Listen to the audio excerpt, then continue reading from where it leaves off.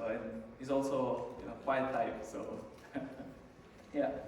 Okay. So yesterday was my birthday, right? So I'm not keeping it a secret. It's very hard. And thank you so much for everyone who hosted our family since yesterday, lunch and dinner, and then this lunch also with the Sunday school group. And later on, we'll still have another potluck over there. So, yeah. So, I think I will understand if, I see some of you are sleepy or, you want to take a nap because it's biblical, in the Bible, the Bible warns us that, keep watch, beware, because the enemy is like a yawning lion, right? So, so when you yawn, like, you're like a lion. So, yeah, so I will be more challenged because I know I'm surrounded by enemies like yawning lions. Okay, so yeah, it's all right. Anyway, so well, as I mentioned, it's my birthday, and I praise the Lord for adding another number to my age, right?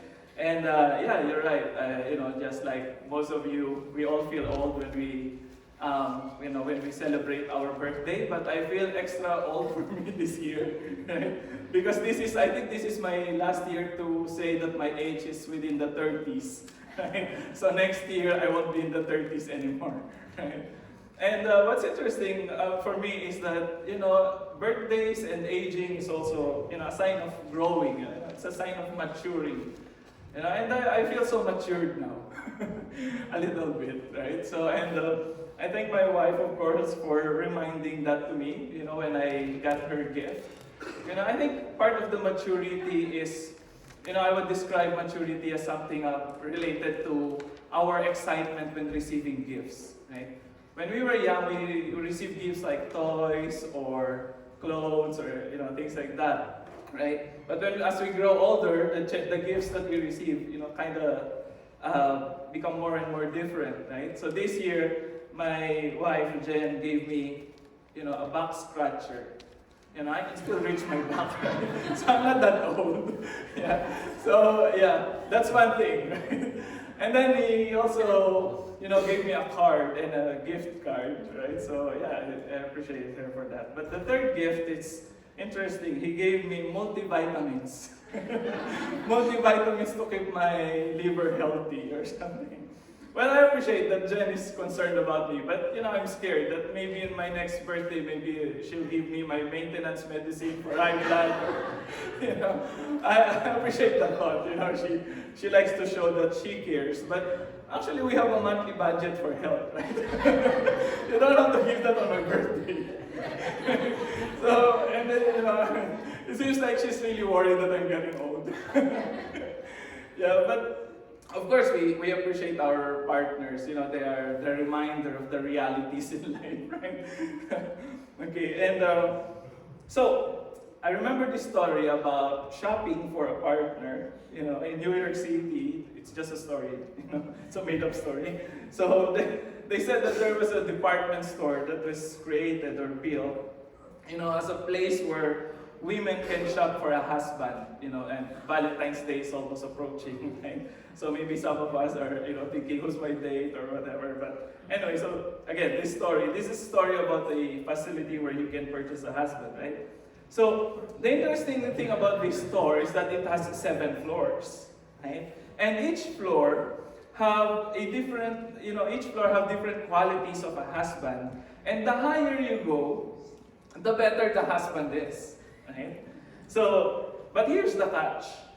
Once you go to another floor, to a higher floor, you have to settle for that man, and there's no turning back. You cannot go back down, to the previous floor. Okay, so one woman tried this store, right? So when she entered the first floor, it says, there's a sign that says, the man on this floor has a job, right? That's at least that's the minimum. And so she thought to herself, wow, that's a good quality for a husband to have a job, right? And that's what I wanted to see. But she was a little curious what's on the higher, what's on the second level. So she decided to go to the second floor. And when she went to the second floor, the sign says, the man on this floor has a job and loves children. Oh, it's really, getting better, right? So maybe I should try another floor. So she went up, And then the sign reads, the man on this floor has a job, loves children, and is good looking. Right? So maybe some of us will, this is the perfect man, right? This is the dream man now. So perfect and good looking, right? Why did they put that on the first floor? Maybe, if they put that in the first floor, everything will just stay there. So yeah, that's the third floor. But so this woman was thinking, maybe there's still something better on the next floor. So she went to the fourth floor, and the sign there says, the man on this floor has a job, loves children, good looking, and he likes to do housework. Wow, perfect, right? So where can you find that man, right? So this is already the perfect floor.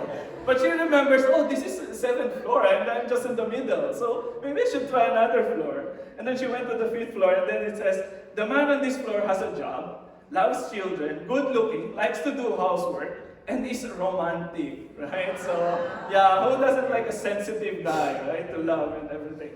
So, but then there's still 2 more floors, and it says that it's getting better and better, right?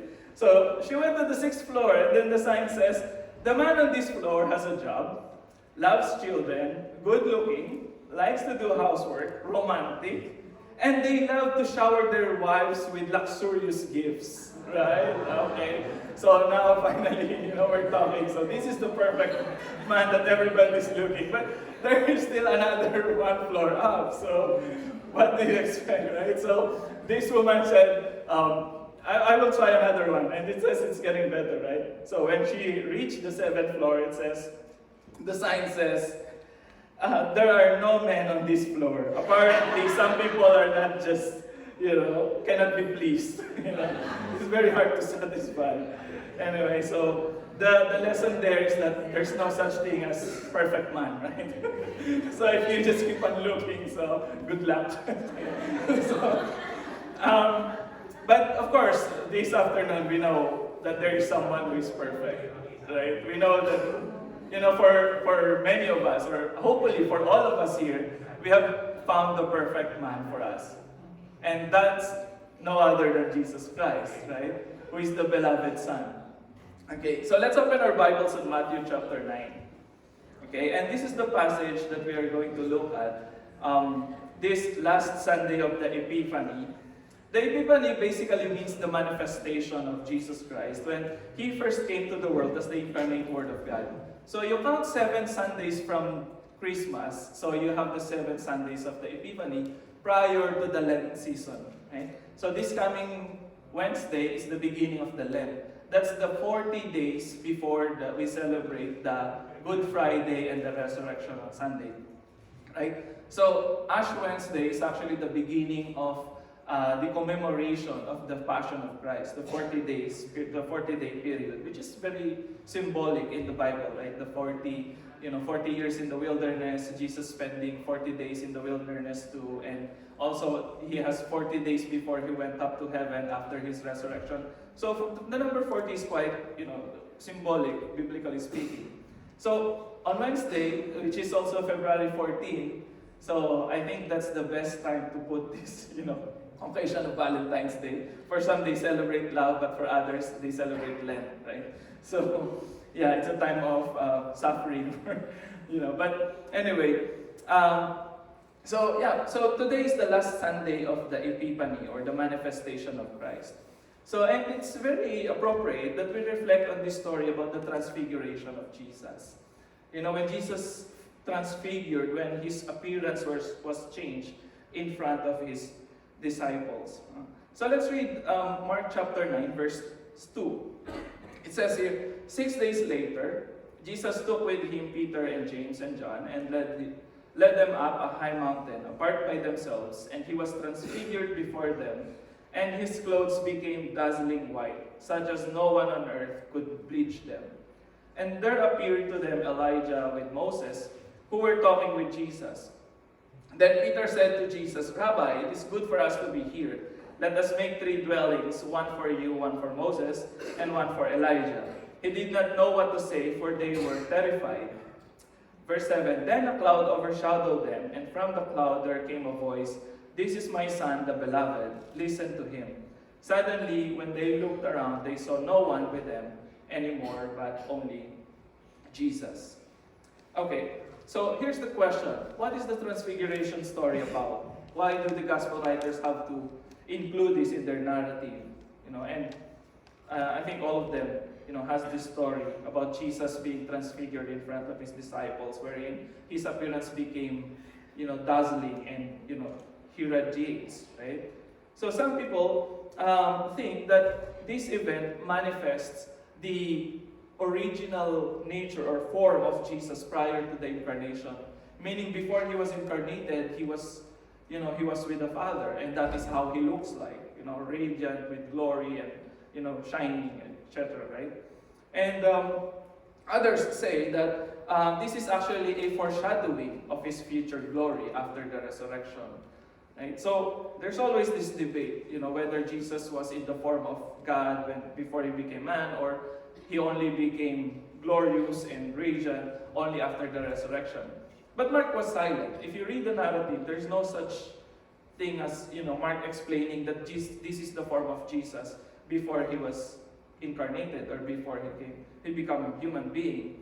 However, if you look at the passage, there are some clues in the narrative, especially when you see the sequence of events here. Right? So for me, I think the purpose of this narrative is actually to show to the readers, to establish to the readers the real identity and purpose of Jesus as the beloved Son of God. Before he came to earth, and even when he was on earth, and after his resurrection. Right? In other words, this is the actual image of Jesus perpetually, right? I mean, from the beginning to end, this is how he really should be looked at, as the one reflecting, as an expression of God's glory, as an expression of the divine nature, or, being God. So as the beloved Son of God, right? So this afternoon, this is the question we would like to answer through these passages, or by reflecting on this passage. What then is the purpose and what is the ultimate mission of Jesus being the Son of God who reflects the glory of God? Right?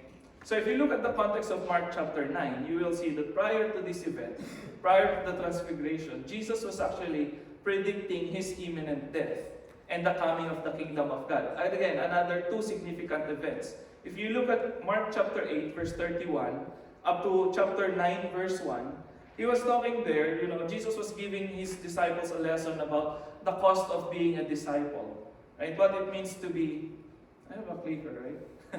Yeah. So it's working? Okay, it's working. So if you look at, Mark chapter 8, verse 34 to 35, it says there, let me just read. He called the crowd with his disciples and said to them, "If any want to become my followers, let them deny themselves and take up their cross and follow me. For those who want to save their life will lose it, and those who lose their life for my sake and for the sake of the gospel will save it." Before this, Jesus was predicting his death, right? That he will be betrayed and he will be handed out to people to be crucified, right? And then you have Peter rebuking him, and then he calls Peter like, "Get away from me, you Satan, and your thoughts are human thoughts, not God's thoughts," right? So, in other words, as if, when you're reading this, it seems like the readers are being warned about the ending of the story already. Right? In the middle of the story, right? In the middle of the gospel, in chapter 8 already, the death of Jesus is already being predicted. And Jesus associated that event, his death, with the coming of the kingdom. Because if you look at chapter 9, verse 1, it says here, "And he said to them, Truly I tell you, there are some standing here who will not taste death until they see the kingdom of God has come with power." Right? So what was the kingdom of God that he was referring to here? Right? So some people think that it's that it will happen in the far future. But apparently in this Gospel of Mark, after Jesus stated this sentence, after he made this claim, this statement that the kingdom of heaven will come, or the kingdom of God will come, before some of the people surrounding him, listening to him, dies, right? It seems like the coming of the kingdom of God for Jesus is actually closer, right? Closer to their time, right? And closer to the time of the time of the people that Jesus was talking to, right? And then immediately it was followed by the transfiguration event, which again is a foreshadowing of what will happen to Jesus. So what happened in the transfiguration, it seems, is that is very much connected with the cost of following Jesus. You know what it means to follow this Son of God. You know that if you want to follow Him, you must be willing to sacrifice your life just like what Jesus did. And at the same time, to expect, to anticipate the coming of the kingdom of God. So in other words, the transfiguration of Jesus was His way of manifesting to His disciples His true nature and identity as the Son of God, who will inaugurate the kingdom of God by offering His life, by sacrificing His life on the cross.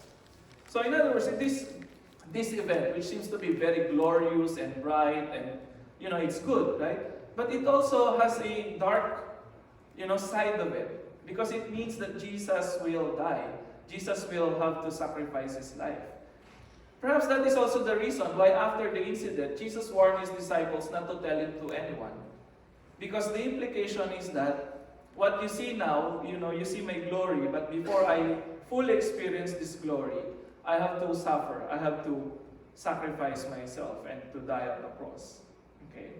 So based on this understanding of the context of Mark, what are the things that we can learn or we can see about the nature of the identity of Christ in relation to His mission as the Son of God? First, we see here that Jesus is the incarnate Word of God. He is the embodiment of the Word of God. In verse 6, in Mark chapter 9, verse 2 to 4, it says, 6 days later, Jesus took with Him Peter and James and John, and then He led them up on a high mountain apart by themselves, and He was transfigured before them, and His clothes became dazzling bright, such as no one on earth could brighten them. And there appeared to them Elijah with Moses, who were talking with Jesus. So this story or this scene here, Jesus bringing with Him Peter, James, and John, His 3 important disciples, and then going up on the mountain, and then they experience the glory of God. Somehow it resonates with the experience of Moses and all the prophets in the Old Testament who had the vision of God on top of a mountain. Right? When Moses was on Mount Sinai, Elijah was also on the mountain, and all these people of God having this experience, extraordinary encounter with God. Right? It always happens on top of the mountain. Aside from that, you will notice that in this story, Jesus was talking to 2 figures, Elijah and Moses. Who are these people? We know that in this Bible story, these are the 2 peoples that they did not experience death, right? Somehow, because their death was something like, fascinating. There was no body, their body was not found, and according to their stories, their bodies were hidden by God, or they were taken up to heaven, like what happened to Elijah. He was brought by the chariots of fire. So some people see in this story that Jesus is somehow a fulfillment of these 2 figures, prophetic figures. But aside from that, the names Moses and Elijah actually represents the Hebrew Bible. Moses, when Jewish people in their time, when they mentioned Moses and Elijah, they were talking about the Torah and the prophets. The major division of the Bible in their time, the Tanakh, is the Torah, the law, which is the Pentateuch, which is written by Moses traditionally. And then Elijah represents the Nevi'im, the prophets. Right? The prophets who spoke the word of God. Right? So, and they were having conversation with Jesus. So if you see this figure, the symbolic image of Moses and Elijah, who are representatives of the Word of God, talking to Jesus, as if telling the readers or the disciples at this moment that Jesus is actually the fulfillment of the Word of God. Moses and Elijah is actually pointing to Jesus. That's why they were having conversations. They were having interaction because they represent the Word of God. And Jesus is the final manifestation, is the final revelation. However, the disciples did not immediately understand this. In fact, they were ignorant, even to the point of His resurrection. Peter's suggestion of building shelters, the word here that Peter said, let us build, tents or booths. No? What happened? Nag-fast forward, gusto nang patapusin. Okay. Yeah, so let me just go back. What happened to my clicker? Anyway. So let's go back here, right? So I'll just leave it here. Okay. So when Peter saw this vision of Jesus, talking with Moses and Elijah, Peter suggested that they should build shelters there. You know, the word for shelter here, you know, is equivalent to tent, booths, or tabernacle, right? In other words, let's build a shrine here for you to, you know, stay here. So you have a place here, you have a home, or, you know, for Moses and Elijah. But Mark said that he said this because he was scared. In other words, he doesn't know what he was talking about, right? And in panic, he just, you know, uttered those words. But actually, that is not something that Peter did not think about. You know, Peter's words of, you know, like building a tabernacle for Jesus, that is also what happened in the Old Testament when the people of Israel built an altar or built a temple, a tent for the Lord.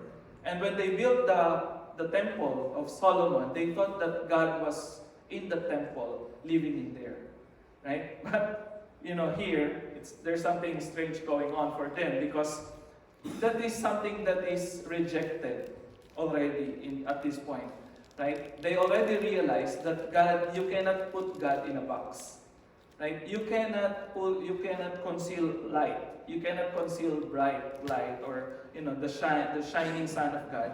You cannot just put him in a shelter and say that this is where God lives, right? God is too big for a shelter. God is too big for any box that we can build for him, right? He cannot be confined to any location or to any place or any container for that matter. Because the Word of God has already dwelt in Jesus. Jesus is already the embodiment of the glory of God. So he doesn't, the Word of God, the glory of God doesn't need a place where you can put it inside. Right? That's why even in the vision of Revelation, the vision of the new city, the new Jerusalem, it says there was no temple there. Because the temple is in the hearts of the people. The people now has become the temple of God. Right? So what Peter was suggesting is actually not something out of ignorance, but it's actually something out of, you know, that's part of their traditional way of thinking, that you can put God in a house, but obviously you cannot. Right? So apparently, Jesus, you know, what we see in Jesus here, like in Hebrews chapter 1, long ago God spoke to our ancestors in many and various ways by the prophets.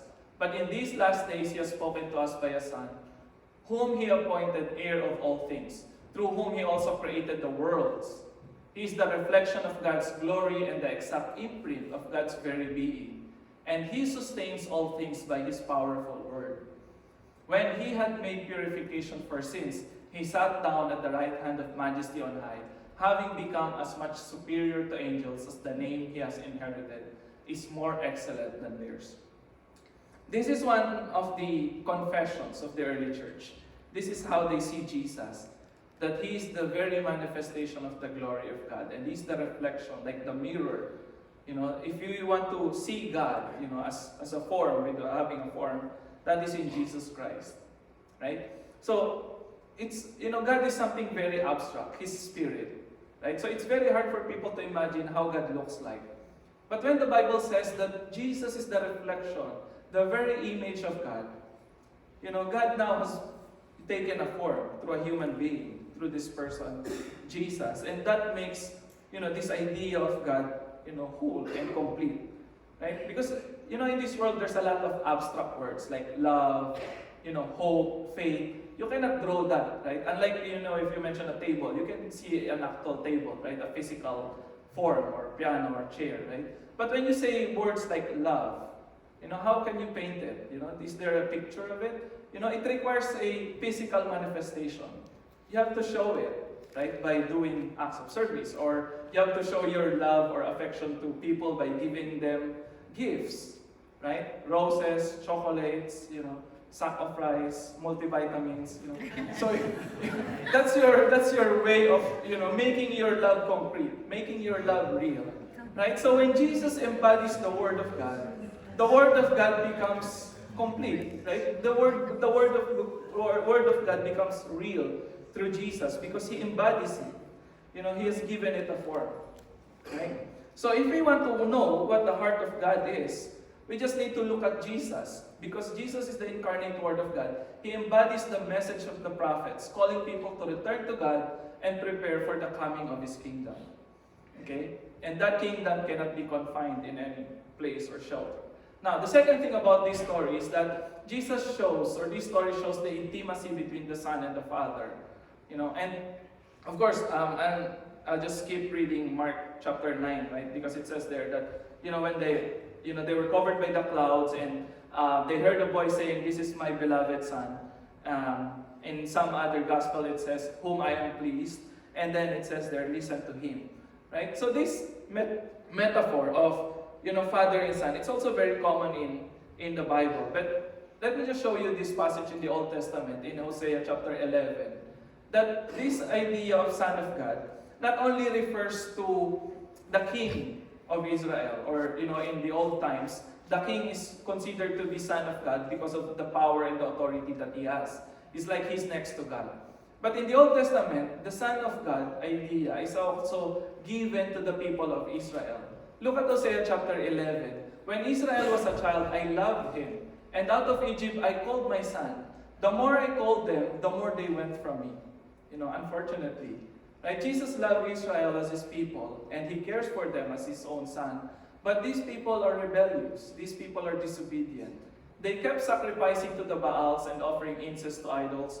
They just keep on rejecting the will of God for them.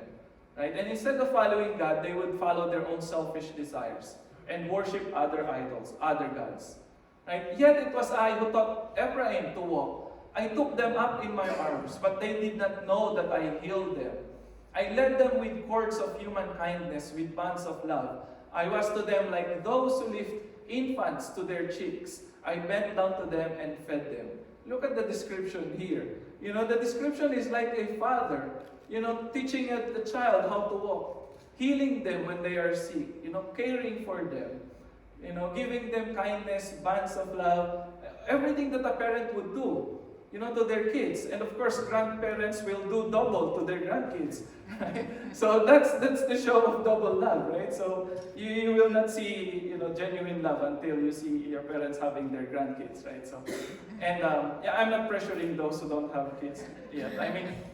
But you understand some people, we are a community here. Of course, we know our mga chikahan sa mga padlak, right? So, our titas and titos will always ask us, when are you going to give me grandkids or something like that. But, because having children, it's a wonderful thing. Okay. So, until they grow up, right? And then they become disobedient and rebellious. And somehow, God also had that kind of experience with Israel. This idea about, God choosing a people to become His child. And you can just imagine the frustration that God has to Israel. He gives them unconditional love, but they keeps on failing Him, right? So the gospel here is showing us how Jesus Christ compensated for that.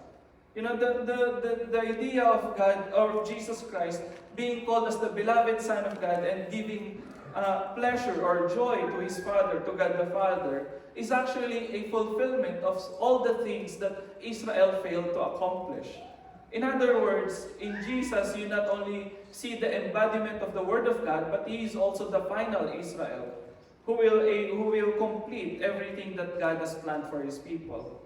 Another thing about this metaphor about son and father and parent is, how a son is a reflection of their own father.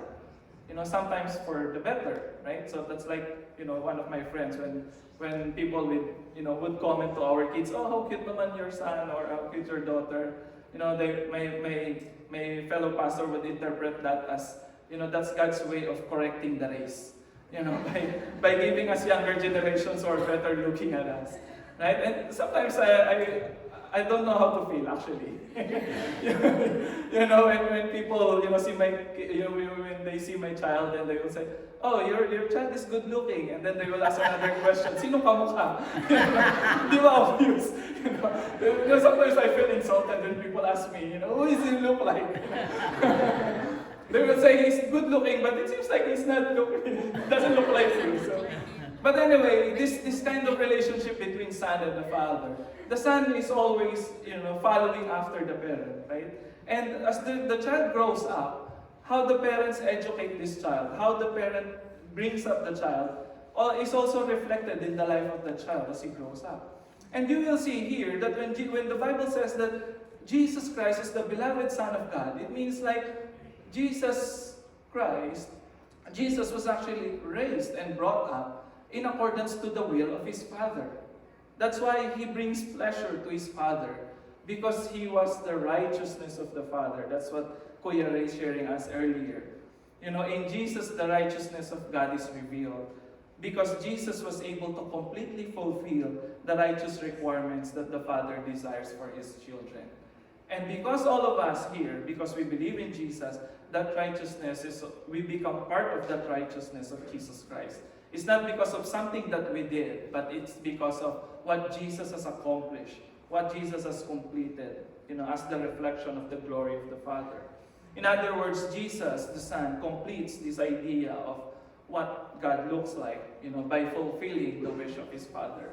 Jesus is the beloved Son who accomplishes His Father's desires. Therefore, the Father is pleased of Him, right? And finally, you know, Jesus not only incarnates the Word of God and shows the intimacy between the Son and the Father, but Jesus also illuminates the mind of the disciples. You know, after this incident, it says in Mark chapter 9, verse 7 to 8, "Then a cloud overshadowed them, and from the cloud there came a voice, 'This is my Son, the beloved, listen to Him.' Suddenly, when they looked around, they saw no one with them anymore, but only Jesus." So when the voice said, "Listen to Him," you know, and this is my beloved Son. Remember, there were three people: Jesus, Moses, and Elijah. So when they heard the voice, they cannot look at, you know, the figures because they were terrified, right? And when the voice said, "This is my beloved Son," so you can just, you know, imagine what's going on in the mind of the disciples. Who is the Son that He's talking about? Is it Moses, Elijah, or Jesus? And then He said, "Listen to Him." You know, and then when they look up, what they only saw is Jesus. So it's clear for the disciples that the voice is telling them, "Listen to Jesus, because He is my beloved Son."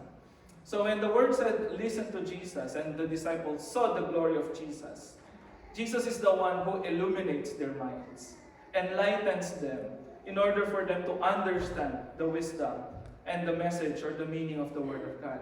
For the disciples, Jesus is the radiance of God, meaning the glory of God, which was manifested in the Old Testament, is now seen in Jesus in human form.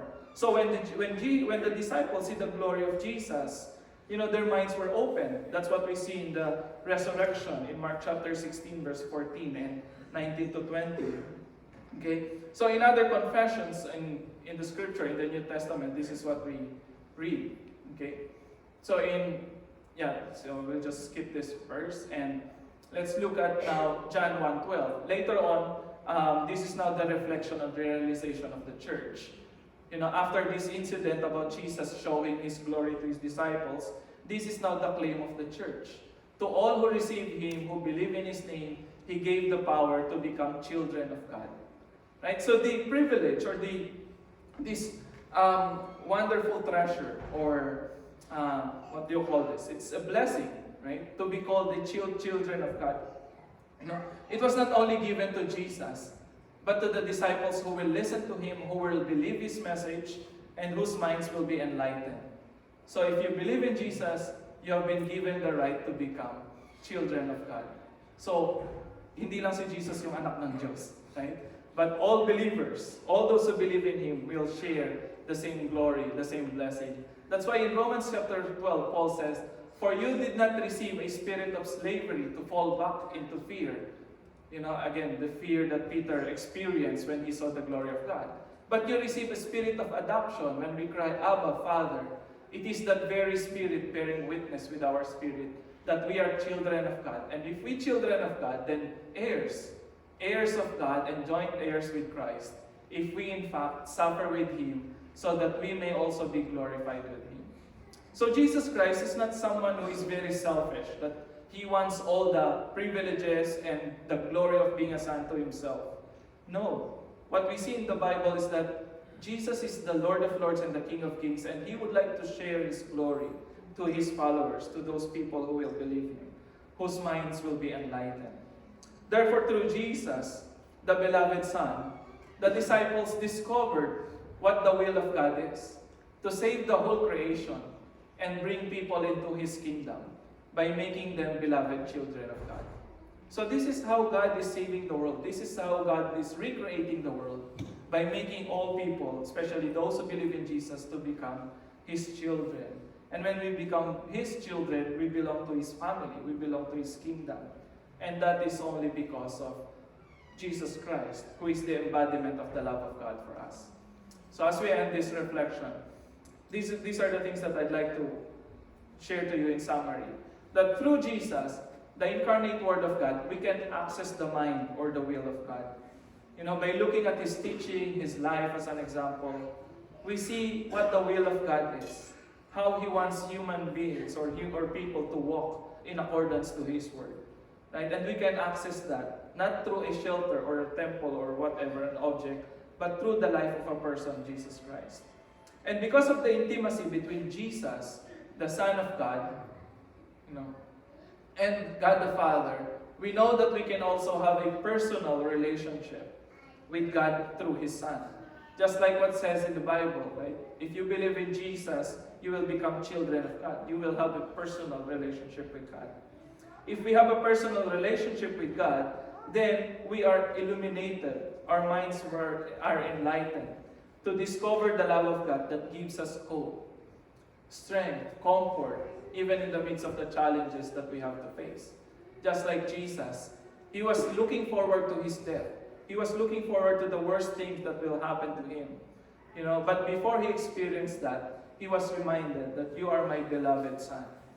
And I am well pleased with you because you are ready to follow me regardless of the cost. And the example of Jesus Christ on how He overcomes all the trials that came to Him and He did not sin serves as a perfect example for us. That we cannot make an excuse that we are just human beings. Tao lang ako. No, Jesus is also a human being, but He was able to accomplish this because of the grace of God and the love of God that He had in His life. And He is now sharing to us as a church. Okay, and now, we as a community, we are, as I mentioned, we are blessed because we have faith in Christ. Of course, it's a special privilege that not every people or people can understand. Right? And not every people can enjoy. Right? That's why the work of the church for us as a church is to keep preaching this gospel so that more and more people will discover the love of God through Jesus Christ. And we as a church, we are, let me just,